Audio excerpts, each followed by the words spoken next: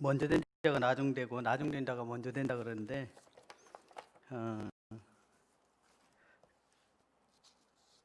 의외로 이 시간이 더 이렇게 오전 시간보다 더 이렇게 유익할 수 있지 않을까라는 생각이 듭니다.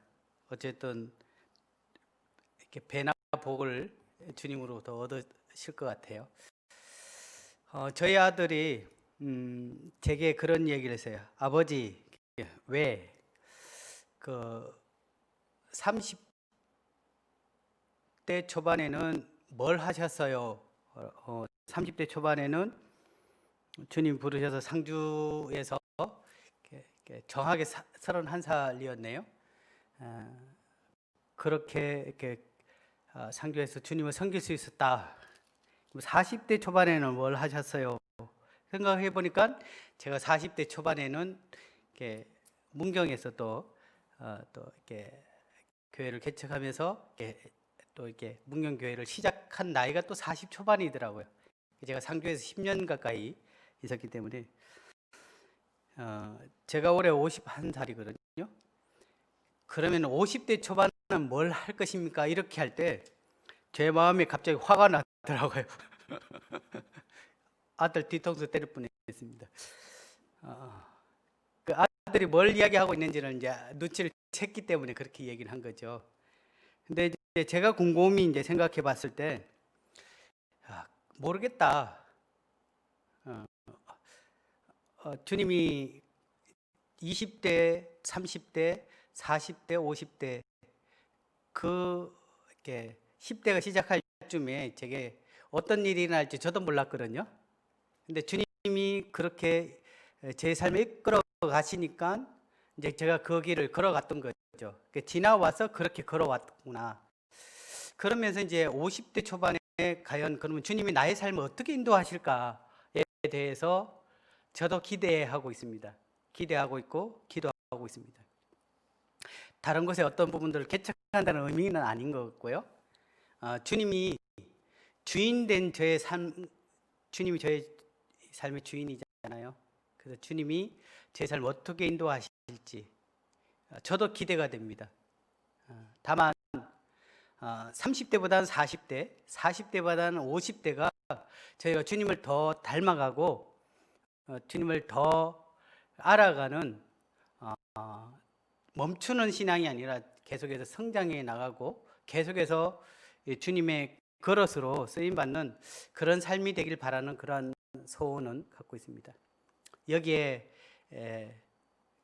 이제 오전 시간에는 저보다 다 대체적으로 연세가 많으신 분들 중심으로 있었고 지금은 그래도 저하고 비슷하거나 어린 성도님들이 계시기에 성도님들의 삶 가운데서도 주님이 2021년도에 2020년은 이제 며칠이면 이제 지나가니까 2021년도에 어떠한 삶을 살기를 원하시는지에 대해서 참 진지하게 한번 고민해 보시고 또 우리 삶을 주님 앞에 말로만 드려지는 삶이 아니라 그분이 사용할 수 있도록 이 성경에 보면은 깨끗한 그릇을 이제 주인의 석이 합당하다라고 했을 때 우리 자신을 비워드려서 그분에 쓰임 받는 그런 그릇이 되셨으면 좋겠습니다.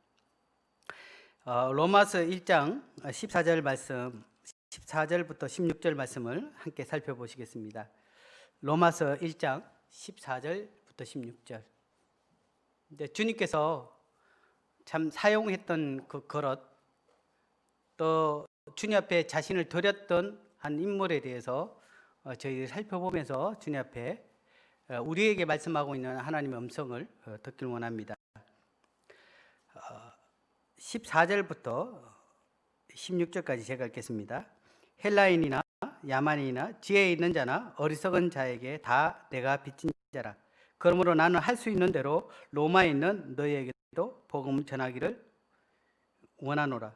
내가 복음을 부끄러워하지 아니하노니 이 복음은 모든 믿는 자에게 구원을 주시는 하나님의 능력이 됩니다. 먼저는 유대인에게요, 그리고 헬라인에게로다. 잘 알고 계시지만 저는 대구에서 태어났습니다. 대구 대명동이 제가 태어난 곳이고요. 제가 고등학교 2학년 때 제가 대구에서 결혼하고 대구에서 신혼을 보냈으니까 고등학교 2학년 때 한 친구에 의해서 제가 전도를 당했었죠. 전도를 당한 겁니다. 억지로 교회에 끌려갔으니까. 그 친구가 지금 팔공로 교회에서 함께 주님을 섬기고 있습니다. 또 제가 처음 교회에 와서 사랑을 받고 또 제게 구원의 확신을 제가 87년 8월 2일 날 구원을 받았는데요. 고등학교 2학년 때 제게 복음을 전해 주셔서 구원의 확신을 받게 하신 분도 이 팔공로 교회에 계십니다. 또 심지어 중매도 해주시고 주례도 서주시고 또 제가 주님의 길을 걸어갈 수 있도록 기도해 주시고 격려하신 분도 팔공로에 계십니다. 사실 저는 이 복음에 큰 빚을 졌습니다. 저는 복음의 빚진 자입니다. 사도 바울도 14절에 다 내가 빚진 자다라고 얘기하고 있습니다. 그렇죠? 사도 바울뿐만 아니라 여기 계시는 성도님들도 그러할 것입니다. 최근에 한 선교사 가정의 이야기를 들으면서 이 한국에 이 복음이 전해지고 또 수많은 교회들이 세워지게 되었던 그 기초에 이 많은 순교자들이 있었고 또한 이 파란 눈의 선교사들이 한국에 들어와서 꽁보리밥에 된장을 찍어 먹으면서 자신과 다른 문화 가운데 그 자녀를 이 풍토병에 의해서 이곳에 자녀를 묻으면서 그들이 복음을 전했기에 참 우리가 이렇게 어쨌든 쉽게 교회를 볼 수가 있고 또 이렇게 하나님을 접할 수가 있었던 모습들을 보게 됩니다. 저희 나라와 동일하게 이 복음이 들어왔던 동일한 시기에 이 태국은 대부분 다 지금도 불교죠. 기독교가 그렇게 많지 않습니다. 기독교. 근데 우리는 유교와 불교가 있었던 그 문화 가운데서도 그러한 선교사들의 이 죽음에 또는 그들의 삶의 희생에 그것이 있었기 때문에 어쨌든 1000만 가까운 기독교인이라고 그렇게 표현하는 참 이러한 이 부흥의 역사가 있었던 모습을 보게 됩니다. 또한 그분들뿐만 아니라 우리에게 복음을 전해주기 위해서 간신과 기도와 또 힘을 다해서 참 우리에게 힘썼던 많은 성도님들이 계셨기 때문에 제가 구원받을 수 있었고 여기 계신 성도님들이 그러할 수 있었다고 생각됩니다. 심지어 자녀의 구원을 위해서 참 온갖 힘을 다해서 기도했던 우리의 부모님이 계셨기 때문에 저희들이 또 복음을 들을 수 있던 거죠. 그래서 우리는 누군가에게 복음의 빚을 졌습니다.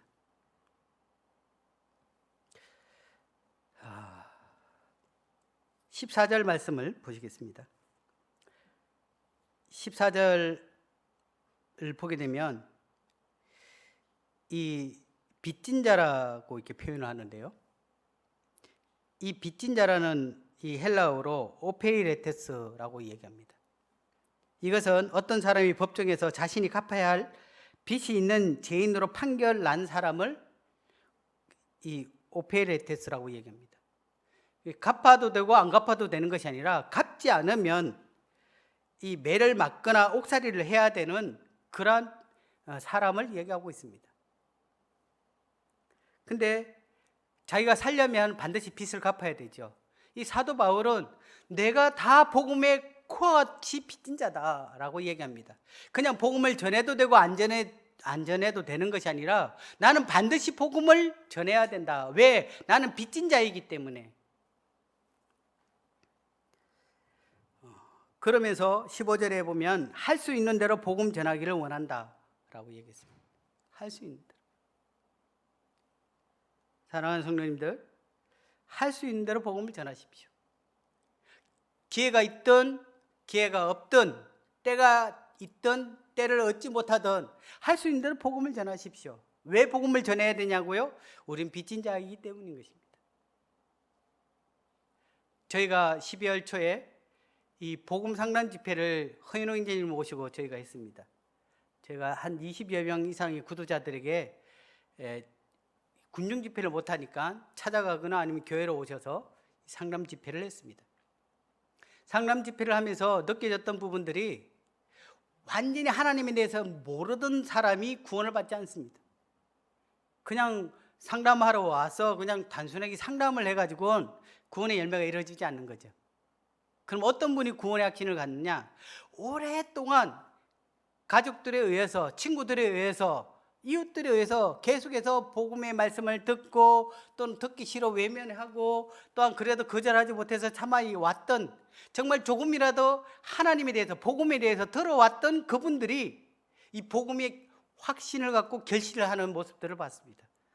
아, 그래, 이 복음은 그냥 한순간에 역사되는 것이, 물론 그런 경우들도 있겠지만 대체적으로는 누군가의 지속적인 관심과 관계와 또 그러한 끈질긴 기도와 그러한 이 하다못해서 카톡에 전해진 이 말씀을 통해서 그들이 조금이라도 이 마음이 그죠?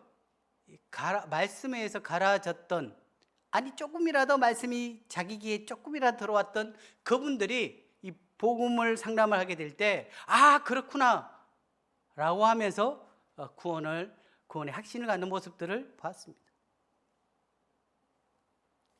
뭐 만나지 못하면 뭐 온라인이든 오프라인이든 다른 모든 기회가 있다면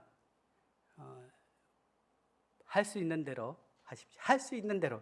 할 수 없는 거는 할 수 없죠.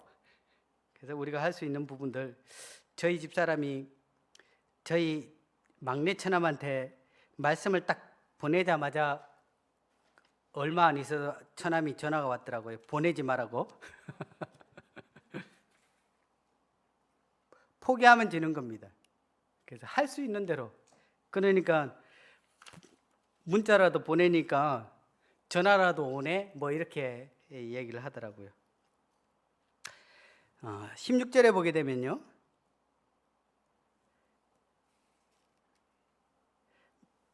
복음은 모든 믿는 자에게 구원을 주시는 하나님의 능력이다. 저는 늘 생각합니다. 사실 제가 구원을 받았기 때문에 세상에는 이 복음에 불가능한 사람은 아무도 없다라고 저는 생각됩니다. 제가 얼마 전에 어떤 모임에서 이 복음을 전하는 시간이었어요. 복음을 전하는 시간에 서울에 제가 구원 간증을 하고 난 이후에 제가 그 구두자분에게 찾아가서 상담이 가능한가요? 이렇게 물었을 때 그분이 화들짝 놀라면서 저하고는 안 하겠대요. 왜 그런지 아세요? 제가 구원을 받기 전에 그러한 삶을 살았던 사람이었던 거예요. 지금은 참 착하고 온순하게 보이지만 구원을 받기 전에 제 삶은 정말 하나님 앞에 말씀드리기조차도 부끄러운 그러한 삶을 살았던 자였습니다. 사실 알코올 중독이 있는 아버지 밑에서 늘 마음에 그 원한 그러한 어떤 나름의 어떤 복수심을 갖고 살아왔기 때문에 저도 사실상 참 거친 행동들이 굉장히 나왔습니다. 제가 사실 이 복음을 상담할 때 노광홍제님에게 제가 고등학교 때 저 같은 자도 구원받을 수 있습니까? 제가 이 질문을 마지막으로 했어요. 저 같은 자도 구원받을 수 있습니까? 받을 수 있다. 이렇게 해서 제가 요한복음 5장 24절을 통해서 구원의 확신을 가지게 됐습니다. 제가 하나님 앞에 불가능했던 그러한 자였지만 하나님은 복음을 통해서 저를 구원해 주셨습니다. 그러기에 지금도 불가능할 것 같은 사람, 정말 찔러도 전혀 복음이 안 먹힐 것 같은 그 사람을 만날 때가 가끔 있지만 저는 여전히 생각합니다. 너도 구원받았는데 불가능할 게 뭐가 있어? 그래서 끊임없이 그들에게 내어 쫓기고 거절당하지만 여전히, 물론 제가 막 당당하게 복음을 막 이렇게 미친 듯 전하는 사람은 아니에요. 저도 굉장히 소심하고 내성적이다 보니까 누가 뭐 싫어요, 오지 마세요 이렇게 전화하면요, 또 가기가 굉장히 두려워요. 거절당한다는 게 이게 쉬운 게 아니에요. 예. 제가 그분들한테 뭔 잘못했다고 눈을 부릅뜨면서 왜 왔냐, 심지어는요 문을 걸어 잠그고, 저희 그 한 모치님이 4년 가까이 끈질긴 가운데 구원을 받으셨어요. 구원을 받으셨는데 그 모치님이 구원을 받고 침례를 받고 난 다음에 저한테 해주고 싶은 것이 있다. 그게 뭐냐면 밥 주는 거였어요. 왜 밥 주는지 아세요? 집에 계셔도 제가 한 30분 정도 가야 되거든요. 문을 안 열어줘요. 안에 계시다는 걸 아는데도 안 열어줘요. 심지어는요, 제가 배를 여러 번 누르면 내가 지금 이빨이 아파서 당신 만날 수 없어요 이렇게 얘기를.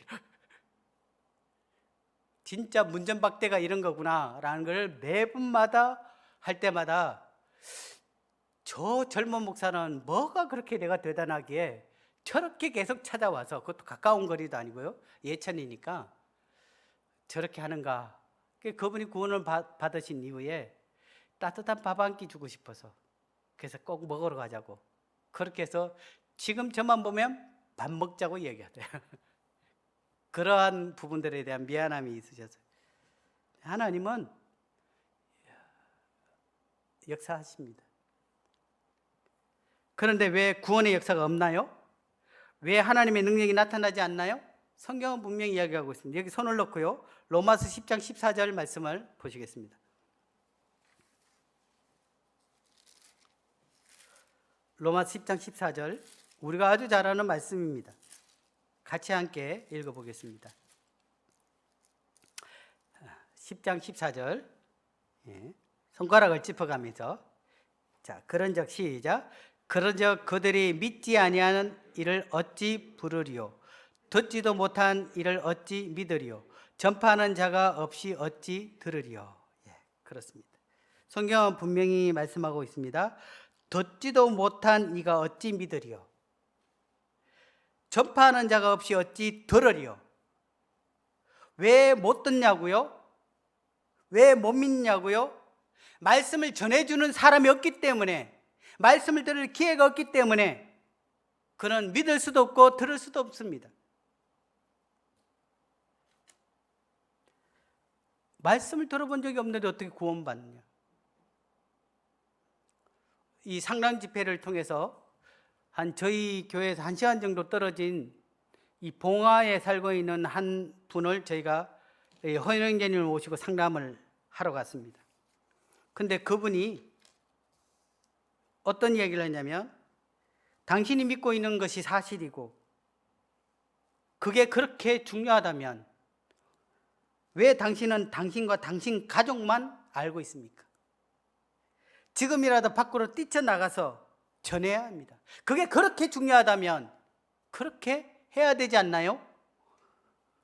라고 이야기를 할 때 참 많은 것들을 생각하게 됐습니다. 15절을 다시 보겠습니다. 그러므로 나는 할 수 있는 대로, 로마서 1장 15절입니다. 죄송합니다. 로마서 1장 15절.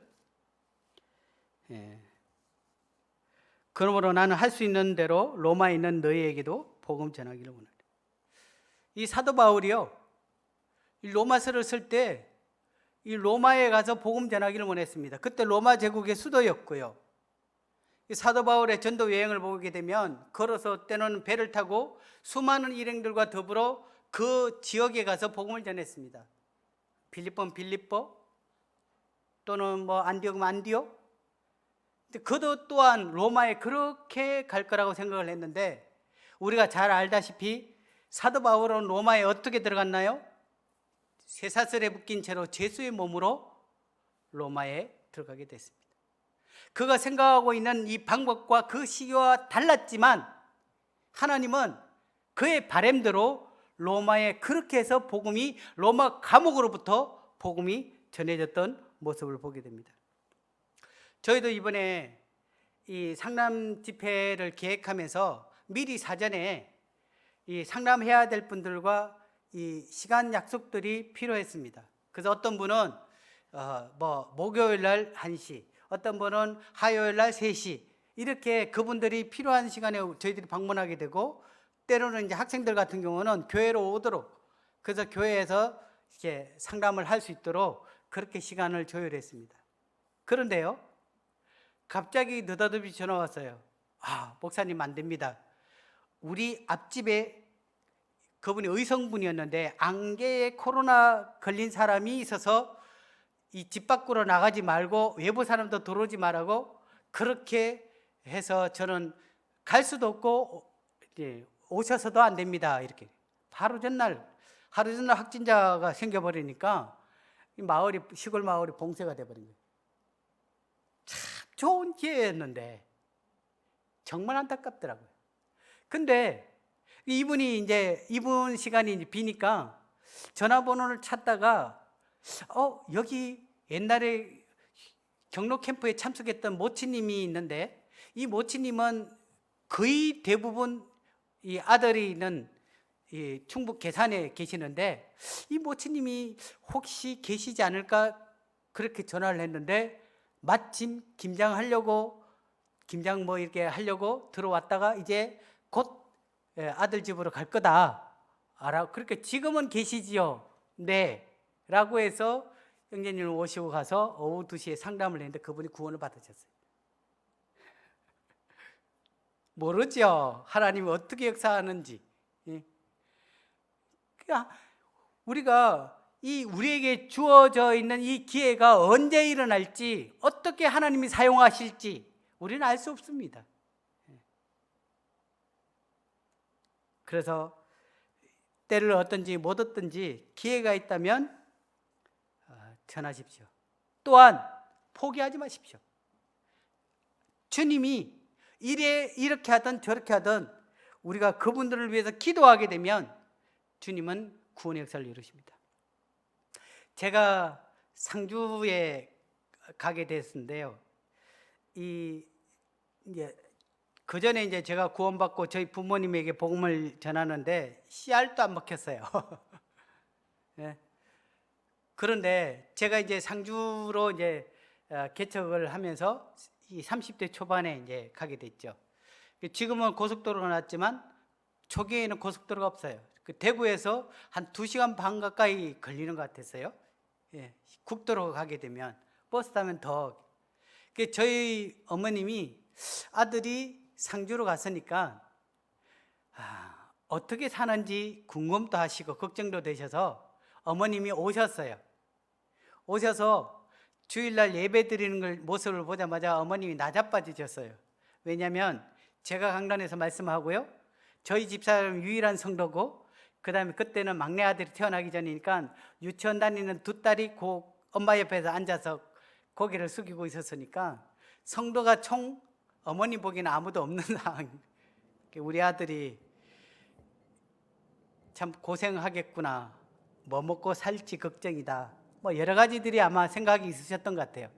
그래서 어머님이 잘 드시지도 않고 굉장히 힘이 빠져서 제가 어머님을 인근교회에 모셨습니다. 인근교회, 거기에 이제 수요일 집회에 맞춰서 어머님을 모셔간 이유는, 어머님 지금은 이렇게 작지만 시간이 지나면 이 인근교회처럼 외롭지 않게 될 겁니다 라는 걸 보여주기 위해서 어머님을 1호차 모셔갔는데 좀 일찍 도착했죠. 근데 형제님이 저희 어머님하고 상담실에서 교제를 하는데 그런 이야기를 하는 거예요.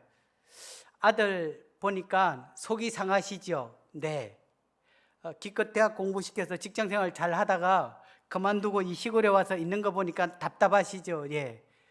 아들을 돕고 싶습니까? 네. 그러면 돈 몇 푼 주어주고 신발 사주면 다 없어집니다. 구원 받으시면 아들 도와주는 거예요. 이렇게 얘기해요. 저희 어머님이 저 도와주려고 구원 받으셨어요. 그리고 지금도 문경에서 함께 주님을 섬기고 있습니다. 저희 어머니 구원 받은 지 20년 가까이 돼요. 제 상주의 첫 열매가 저희 어머님이. 그렇게 복음을 전하려고 했는데 주님은 저의 예상과 전혀 다른 방법으로 저희 어머님을 구원해 주셨습니다. 저희 어머님의 구원의 그 결과의 원인은 제가 포기하지 않고 계속 기도해 왔기 때문에 그것도 하나의 원인이라고 생각합니다. 때를 기다리고 기대하시고 기도로 포기하지 않으면 언제든지 기회가 올 것이고, 기회가 있든 없든 최대한 복음을 전할 그러한 할 수 있는 대로 그러한 시간들을 가지면 때가 되면 열매를 얻게 됩니다. 16절을 보게 되면요, 이 복음은 모든 믿는 자에게 구원을 주신 하나님의 능력이라고 했거든요. 이 하나님의 복음의 능력은 모든 자들에게 구원을 주십니다. 정말 이 복음을 듣고 구원을 안 받을 사람이 있느냐? 계속해서 듣게 되면 들으면서 믿음이 생겨요. 믿음이 생기고 하나님께서는 하나님은 모든 사람들이 구원에 이르고 진리를 알기를 원하시기 때문에 하나님 모든 자들에게 구원의 능력을 행하십니다. 근데 우리가 포기하죠. 우리가 스스로 이 사람은 안 될 거야. 저는 이 요한복음 말씀에 너희는 넉 달이 지나야 추수할 때가 온다라고 하지만 주님은 지금 추수할 때라고 얘기했는데, 이 벼가 심어서 5월 달에 심죠. 벼가 심어서 그 10월 달에 추수를 합니다. 그러면 우리가 계산하면 우리가 보기에는 완전히 복음으로 열매를 맺어질 것 같지 않는, 우리 말 그대로 못 심은 상태, 그냥 있는 생자라고 생각하지만 주님 편에서 보시기는 이미 추수할 때가 된 거예요. 그게 우리의 눈과 주님의 눈이 얼마나 다르겠어요. 그래서 추수할 때 되면 어떻게 해요? 낫으로 그냥 쑥 빼서 그냥 가져가서 먹으면 되는 거잖아요. 그같이 우리가 이 하나님의 능력을 온전히 신뢰하시고 복음을 계속해서 그가 듣든지 안 듣든지, 내가 보기에는 생짜지만 하나님 편에서는 어떻게 해요? 이제 확신의 단계에 이를 수 있는 단계가 될 수 있음을 우리는 항상 기억을 해야 되는 것입니다. 아무리 거절하고 외면하고 또한 고개를 돌린다 할지라도 우리가 포기하지 않고 믿음을 갖고 그렇게 하게 되면 주님이 역사해 주심을 보게 됩니다. 두 번째는 이 복음을 전하는 자와 상관없이 복음 그 자체로 이미 능력을 갖고 있습니다. 이 말은 뭐냐면 복음을 잘 전하는 분이 복음을 전하면 구원을 받을 것이다, 그렇게 생각 안 하셔도 돼요. 물론 그렇게 하면 좀 더 유익이 있는 것은 사실이지만, 잘 모르지만 떠듬 미숙하지만 내가 알고 있는, 내가 주님을 믿었던 이 간정을 나누어도, 사도 바울은 사도행전에 자신의 복음 전하는 3가지 이야기가 나오는데 자기 간정이에요. 우리가 말하는 예수님이 십자가에 어떻고 뭐 이런 복음이 아니라 그냥 자신이 주님을 믿었던 간정들을 3번이나 언급을 하는 거예요. 그런데 역사가 일어나거든요. 그래서 이 복음 그 자체가 역사이기 때문에 누군가에 의해서가 아니라 그냥 주님을 신뢰하고 내가 믿었던 주님을 나누면 이 복음의 역사가 일어납니다. 또한 이 복음은 사람을 놀랍게 변화시킵니다. 수가서의 여인에 대해서 우리 잘 알죠. 남편이 5번 갈아치우고 6번째 남편하고 산 온전한 만족을 알지 못했던 그 여인이 사람들이 자꾸 손가락질하고 비난하니까 어떻게 해요? 그 이스라엘 12시 땡볕에 물길으로 우물을 오잖아요. 그것도 100-200m도 아니고. 근데 그가 주님을 만난 이후에 그의 삶이 어떻게 바뀌냐? 물동이를 내려놓고 마을로 가서 사람들에게 우리 주님을 전합니다. 사람을 피했던 그가 사람을 만나면서 복음을 전하게 되면서 수가 지역이 복음화가 됩니다. 돈밖에 몰랐던 삭개오, 그죠? 그가 주님을 만난 이후에 자신의 절반의 재산을 가난한 자들에게 나눠주고, 혹 내가 빚진 것이 있으면 내배나갔겠다, 돈밖에 몰랐던 그가 이렇게 바뀌어지는 것입니다. 이 복음은 참 놀라운 능력이 있습니다. 제가 한 인물을 소개하고 싶은데요, 이 캐서린 행키라는 사람이 있습니다. 이분은 부모님이 런던 부유한 은행가였기 때문에 은행가의 딸로 태어났고요, 그가 주님을 믿고 삶이 바뀌었는데, 그가 첫 번째 썼던 시가 우리 찬송가에 기록되어 있습니다. 찬송가 205장에 보면 주 예수 크신 사랑 늘 말해 주시오, 나 항상 듣던 말씀 또 들려주시오. 이 찬송을 썼던 분이에요. 근데 그가 자신의 이 부유한 전 재산을 이 선교하는 일들에 사용을 했고요. 그녀 또한 간호사가 되어서 남아프리카의 선교사로 남은 인생을 살아갑니다. 그리고 그녀의 두 번째 곡이 있습니다. 혹시 찬송가 있으면 497장을 한번 찾아보십시오. 497장. 제가 같이 읽어보겠습니다. 주 예수 넓은 사랑 극커신 은혜 나 힘써 전파함은 참 기쁜 일일세. 주 예수 복된 말씀 생명과 진리요 내 마음에 갈급함을 다 채워주시네. 2절 가사에 보게 되면요, 이 말씀 전할 때 내 마음이 기쁘고 말씀 전할수록 새 기쁨 넘치네. 구원의 복된 말씀 못 들은 사람이 세상에 많음으로 힘써서 전하세. 그는 젊은 나이에 복음을 전하면서 자신의 생애를 마감을 했습니다. 그녀의 고백처럼 복음의 말씀을 전할 때 자신의 마음이 기쁘고 그 복음을 전할수록 새 기쁨이 넘친다라고 고백하고 그는 그렇게 살아갔습니다.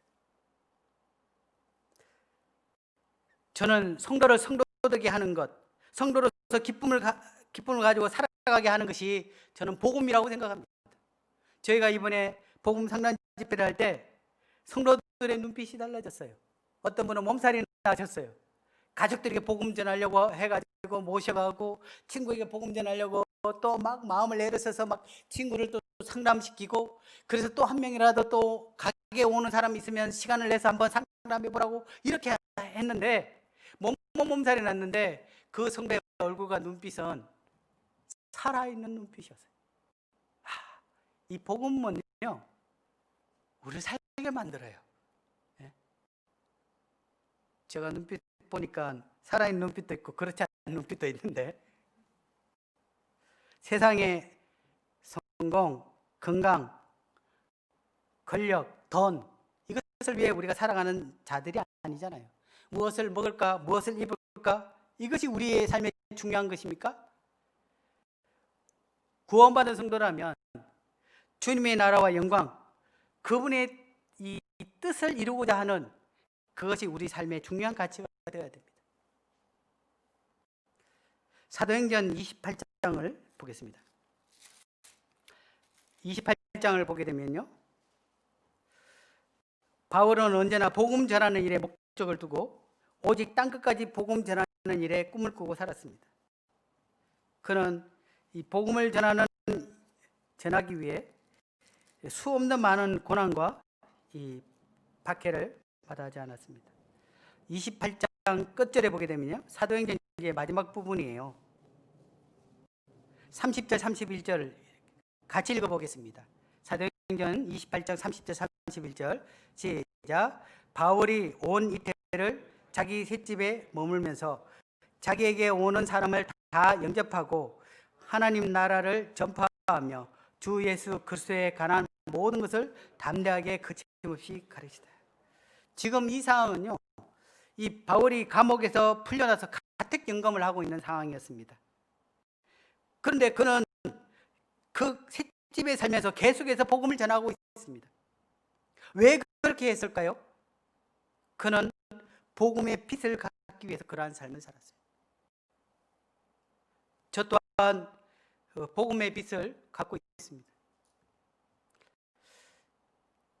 이 경상북도 북부 지역 문경 인근에 모임이 없는 곳이 너무 많습니다. 인구가 15만 이상 되는 영주시를 비롯해서 봉화, 예천, 의성, 군위, 울진, 영양, 청송 모임이 없어요. 제가 연구자들에서 복음을 전해달라고 하면 100km 가는 게 일이 아닙니다. 100km를 가서 복음을 전하고 와요. 1시간 반? 참 주님 앞에 죄송해서 고개를 들 수가 없어요.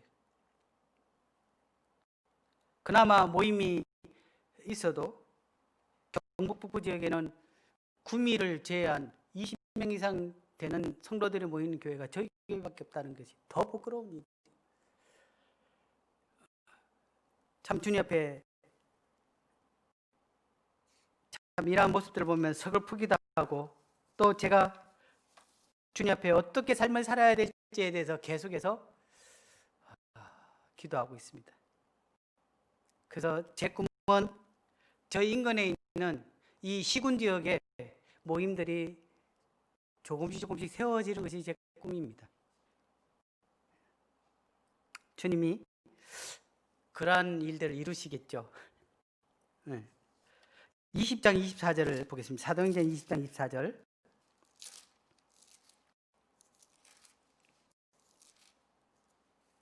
장 24절을 보겠습니다.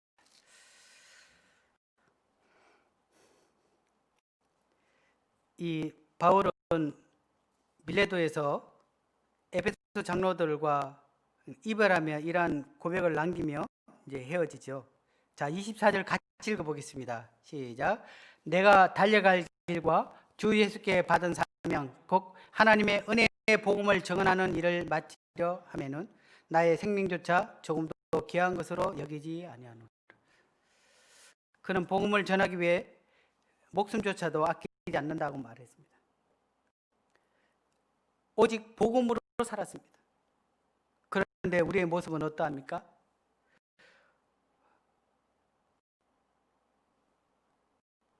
복음이 우리 삶에 어떤 가치를 갖고 계십니까? 과연 복음이 먹고 사는 것보다 덜 중요합니까?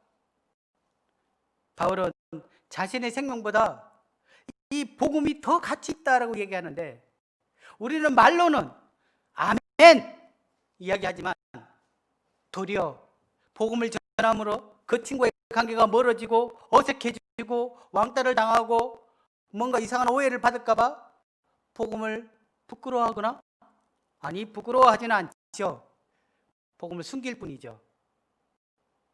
저는요, 서울의 어떤 형제님이 결혼식장을 갔다 오고 난 다음에 아주 화들짝 놀라는 걸 봤어요. 왜 놀랐냐면, 이 형제님이 직장에서 부장인데 밑에 사원이 있었는데, 그 사원이 이제 대리가 되기까지 7년 동안, 그래서 그 형제님은 교회 장로 일을 하니까 공문을 띄울 때는 이 사원에게 시켜서 이 공문을 이제 발송하고 뭐 이렇게 하는 일들을 조금 이렇게 복사를 해와라 뭐 이런 일들을 좀 시키기도 하고 아주 아끼는 그런. 그래서 이 친구가 결혼식을 해서 결혼식을 참석을 하는데, 그 친구가 누구냐? 모 교회 장로 형제님 아들이라는 거예요. 이해가 되세요? 이 친구는 형제였는데 7년 동안 그 부장되는 형제님에게 자신이 주님을 믿고 있다는 말을 한 번도 하지 않았습니다. 그러니까 이 형제님이 뒷골 땡기는 거죠. 그런 일도 일어나네요. 신기하게. 우리 주변에 제가 주님을 믿고 있다는 것을 모르는 분들의, 그죠? 그럼 성도님들은 어떠합니까? 복음을 부끄러워하지 않습니까? 이제 마지막으로 다니엘서 말씀을 보겠습니다. 다니엘서 12장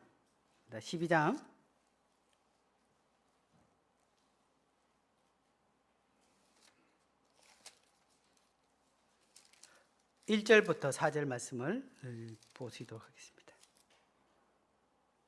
우리는 더 큰 가치에 눈을 떠야 합니다. 12장 1절입니다.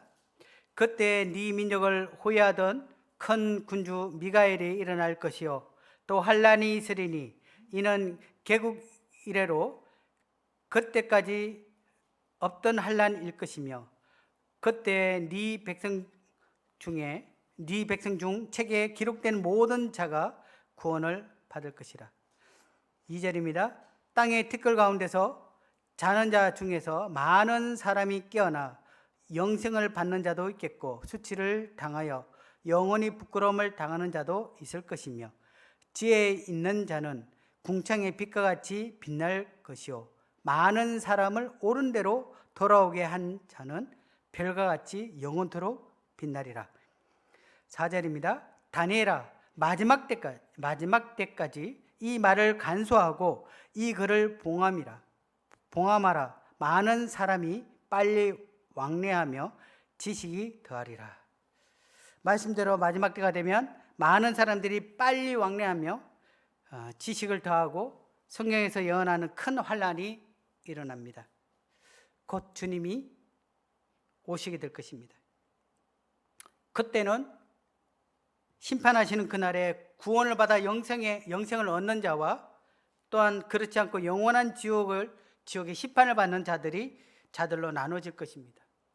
근데 2, 3절을 보게 되면요, 많은 사람을 옳은 대로 돌아오게 하는 자, 즉 복음을 전해 구원받은 영혼들이 있는 자에게는 별과 같이 영원토록 빛날 것이다 라고 얘기하고 있습니다.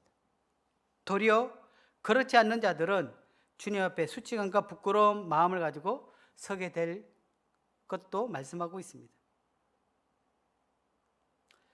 주님은 아직 은혜의 때를 마감치 않고 있습니다. 주님은 이 마지막 이 은혜의 시간을 지금 연장하고 계세요. 왜 그럴까? 2가지 이유라고 저는 생각합니다. 첫 번째는 한 영혼이라도 구원받기를 바라시는 이 하나님의 사랑과 은혜와 긍휼하심이 그러했다고 생각합니다. 혹 이 가운데 아직 주님을 믿지 못한 분이 계시다면 구원받으십시오. 시간이 그렇게 많이 남지 않습니다. 하나님의 인내가, 하나님의 때가 이제 곧 마감될 것입니다. 또 한 가지 제가 생각할 때 나름의 이유는 하나님 앞에 살아가는 하나님의 자녀들이 부끄러운 모습으로 아버지 하나님을 만나지 않도록 복음을 전할 때, 즉 이 하나님 앞에 상급받을 수 있는 시간을 허락해 주시기 위해서 그렇지 않을까라고 생각이 됩니다. 만약에 12월 31일 날 주님이 오십니다 라고 한다면 이제 이 열흘 시간이 남았어요. 성도님들은 뭘 하시겠습니까? 재산 정리? 아닐 겁니다. 혹 자녀들이 믿지 않았다면 자녀들에게 빨리 복음 전해서 주님이 오시면 너 지옥 가게 돼. 지금 믿어야 돼. 엄마 나 지금 시험 공부해. 시험이 중요해. 엄마 나 취직이 중요해. 이것이 더 중요해. 이렇게 얘기할 거예요. 그리고 우리 부모님들, 우리 가족들, 내가 알고 있는 사랑하는 자들을 찾아가서 이야기할 겁니다. 물론 우리가 복음에 합당한 삶을 살지 못했다면 그들은 우리를 룻과같이 농람으로 여길 것입니다. 우리가 말한 것을. 주님은 우리에게 그렇게 많지 않는 시간이 남아있음을 성경을 통해서 우리에게 말씀하고 있습니다. 우리는 아직 복음을 듣지 못한 사람들에게 복음을 전해줘야 할 빛이 있는 자들입니다. 우리 빛 갖고 삽시다. 코로나로 인해 복음 전하기가 쉽지 않다라고 생각하시죠? 복음을 전해 보셨습니까? 물론 방송과 여러 상황으로 인해서 기독교에 대한 이 부정적 생각을 갖게 만드는 건 사실입니다. 저희가 이번에 이 복음 상단 집회를 하면서 많은 분들에게 복음을 전했어요. 영혼들의 마음이 많이 상해 있어요. 기독교로 인해 상해진 것이 아니라 자신의 내일을 발견하지 못하기 때문에. 이전에는 나름의 꿈을 꿨는데 지금은 꿈을 꾸기에는 너무 막막하니까 사람들이 내일이 없는 거예요. 어떤 분이 그러더라고요. 내일을 주세요 이렇게 했는데 내일이 없는 삶들을 지금 매일매일 내일 어떻게 될지, 내일 코로나 해가 3단계 격상하면 가게 문 닫아야 되고 내일 학교 못 가고 내일 교회 예배도 못 드리고 내일 아무것도 할 수 없어. 집에만 있어야 돼. 그리고 주변에 사망 소식을 듣게 되거나 주변에 어떤 상황을 듣게 될지 사람들의 마음이 굉장히 공고해졌어요. 낙이 없다고요. 그런데 제가 만났던 사람들이 그런 사람을 만나서 그런지 요즘은 복음을 듣기를 원하는 사람들이 있습니다. 주님이 원하시는 마음은 상한 마음이잖아요. 그 지금이 딱 복음 전할 때, 지금이 주님 오시기 전에 마지막 우리가 복음을 전할 수 있는, 평양 대부흥이 1907년부터 1910년 가까이 우리나라에 있었던 것 같은데요. 19년, 뭐 20년. 왜 그때 기독교가 대부흥을 일으킨지 아세요? 사람들의 마음이 상해서 그래요. 그때도 스페인 독감이 우리나라 전역을 하면서 엄청난 많은 사람이 죽어나갔거든요. 지금 시대와 비슷하죠. 지금은 의료기술이 있는 거고, 그때는 그냥 죽어나가는 걸 지켜볼 수밖에 없는 상황이죠. 그래서 3.1운동이 이 전염병과 관련이 있다라고 얘기하는 사람도 있어요. 중요한 것은 사람들의 마음이 상해 있습니다. 뭐 사랑하기 딱 좋은 나이인데 라고 하는데, 지금 복음 전하기 딱 좋은 때입니다. 말씀을 마치겠습니다. 분명한 것은 우리 주변에 구원을 받지 못하는 구도자들이 왜 구원을 받지 못하느냐, 그것은 우리가 그들에게 복음을 전하고 있지 않기 때문인 것입니다. 이제 주님 곧 오십니다. 우리가 주님 앞에 주님을 배울 때 부끄러운 모습이 아닌 정말 별과 같이 빛나는, 아니 칭찬받는 그러한 성도님들이 되시기를 주님 앞에 바랍니다. 감사합니다.